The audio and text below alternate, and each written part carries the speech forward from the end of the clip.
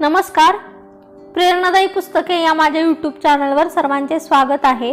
मी आज डॉक्टर जी Francis Xavier यांनी लिहिलेल्या 101 इन्स्पायरिंग स्टोरीज या पुस्तकाचे मराठी अनुवादित पुस्तक 101 प्रेरणादायी कथा यशस्वी जीवनाची मूल्य तत्वे या पुस्तकातील एक प्रेरणादायी कथा वाचणार आहे। लेखक डॉक्टर जी फ्रान्सिस झेवियर यांनी अशा खूप प्रेरणादायी कथा लिहिल्या आहेत। त्या कथांमुळे तुम्हाला प्रेरणा मिळण्यास मदत होईल अशी आशा आहे। त्यांच्या कथा लेखनाची एक विशिष्ट पद्धत आहे। ते कथेच्या शेवटी 2 प्रश्न विचारतात। त्या प्रश्नांची उत्तरे त्यांनी पुस्तकात दिलेली आहेत, पण तरीही त्याची उत्तरे ते वाचकांकडून अपेक्षित करतात, वाचकांना विचार करायला भाग पाडतात। चला तर मग सुरू करूया डॉक्टर जी फ्रान्सिस झेवियर यांनी लिहिलेल्या 101 प्रेरणादायक कथा यशस्वी जीवनाची मूल्य तत्वे या पुस्तकातील एक प्रेरणादायक कथा। कथेचं नाव आहे तुमच्या शत्रूचे हृदय जिंका। एका यशस्वी व्यापाऱ्याचं अतिशय सुसज्ज असं किराणा दुकान होतं। त्याचा व्यवसायही चांगला भरभराटीला आलेला असा होता। अर्थात अनेक गिराईक आपल्याकडेच अगदी विश्वासाने येतात आणि त्यांच्या दैनंदिन गरजा आपल्याकडेच खरेदी करून भागवतात या विचाराने तो आनंदी होता। त्याच्या दुकानासमोर एक मोठं सुसज्ज असं डिपार्टमेंटल स्टोअर बांधले जात आहे ही गोष्ट मात्र त्याच्यासाठी फार धक्कादायक आणि निराश करणारी अशी होती।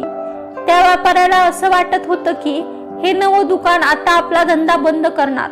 त्रस्त होऊन तो त्याच्या गुरुकडे गेला आणि त्याने सांगितले की हे दुकान जवळपास शतकापासून त्यांचं पिढी जात आहे।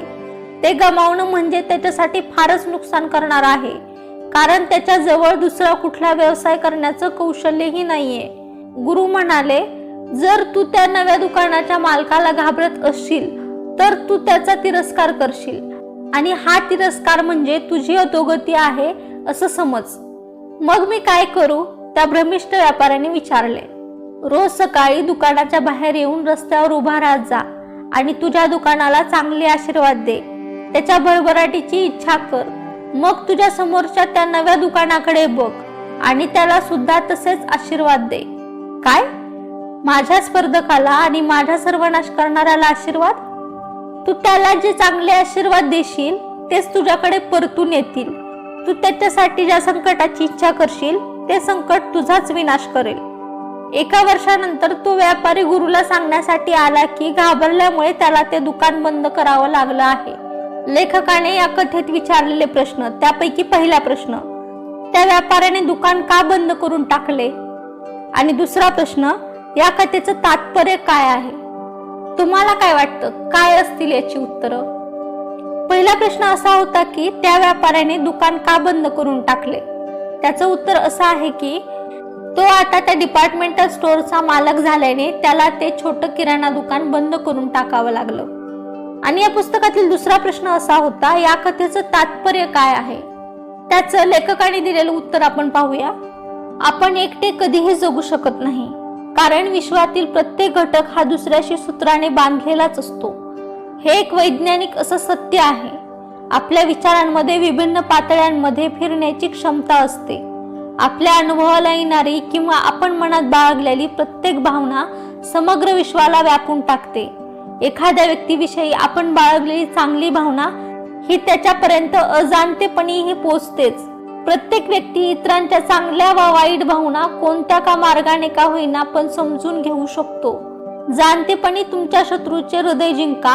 अजाणतेपणी आपल्या आयुष्यभर हे अपरिहार्य असे घडतच असते।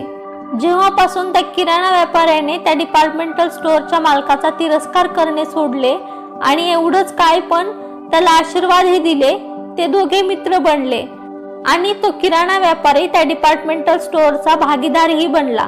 त्या किराणा दुकानदाराचा अनुभव अर्थात बराच असल्यामुळे तो अतिशय सक्षमपणे ते स्टोअरही चालवू शकला। सरते शेवटी त्या मालकाने त्या डिपार्टमेंटल स्टोअरचे सारे अधिकार त्या किराणा दुकानदाराकडे देऊन टाकले आणि तो स्वतःचं भलं व्हावं म्हणून शहर सोडून दुसरीकडे गेला। याबरोबरच डॉक्टर जी फ्रान्सिस झेवियर यांनी लिहिलेली ही कथा इथे संपली।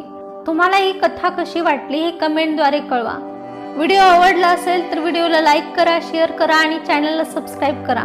पुढील व्हिडिओच्या नोटिफिकेशनसाठी बेल आयकॉन दाबायला विसरू नका। धन्यवाद।